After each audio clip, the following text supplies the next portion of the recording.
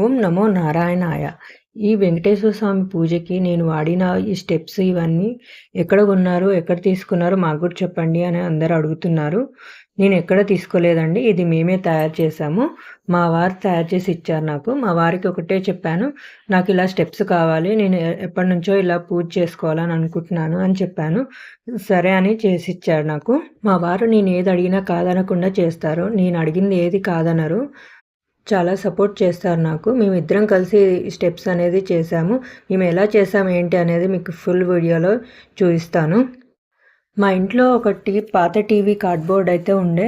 So దాంతో చేసి ఇవ్వమని చెప్పాను. ఇలా చెయ్యాలి అని చూపిస్తే సో దాని ప్రకారంగా ఐడియాతో మెజర్మెంట్ చేసుకొని ఇలా కట్ చేసి ఇలా చేశాడు. చాలా హార్డ్ వర్క్ అయితే చేశారు. చూస్తున్నారు కదా, అది నిల్చోవాలంటే కూడా చాలా టాస్క్ అయిపోయింది. అసలు కావట్లేదు.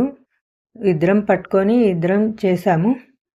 ముందుగా అన్నీ మెజర్ చేసుకొని పీసెస్ ఇట్లా కట్ చేసుకున్నాడు. కట్ చేసుకున్న తర్వాత అన్నీ ఒకటి తర్వాత ఒకటి అంటించాడు గమ్తో.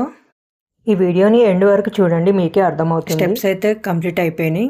దీని ఫినిషింగ్ ఒకటి పెండింగ్ ఉంది. అవి గమ్తో అతుక్కోవాలంటే అవి లేస్తూ ఉన్నాయి, అతుక్కోవట్లేదు. సో దాని మీద వెయిట్ పెట్టడానికి అలా పెట్టాము మేమన్నీ. సో స్టెప్స్ అయితే రెడీ అయిపోయాయి, చూసారు కదా. ఇలా మొత్తం న్యూస్ పేపర్తో కవర్ చేశారు. ఎందుకంటే పెయింటింగ్ వేస్తే నీట్గా ఫినిషింగ్ అనిపించాలి కదా అని. చూసారు కదా, పెయింటింగ్ వేసేసారు. పెయింటింగ్ కంప్లీట్ అయిపోయింది. నేను పెయింటింగ్ వీడియో తీయలేకపోయాను, ముందే వేసేసాడు. సో పెయింటింగ్ అయిపోయింది. చూస్తున్నా కదా స్టెప్స్ ఎంత బాగా కనిపిస్తున్నాయో, చాలా బాగా. స్టెప్స్ అయితే కంప్లీట్ అయినాయి. పూజ అయితే స్టార్ట్ అయిపోయింది. ఇద్దరం కలిసి పూజ అయితే స్టార్ట్ చేసాము. చూస్తున్నారు కదా ఏడుకొండల స్వామి ఎంత బాగా ఉన్నారో. ఈ బ్యాక్గ్రౌండ్ డెకోర్ కూడా నేనే చేశాను. అది మీకు నెక్స్ట్ వీడియోలో చూపిస్తాను.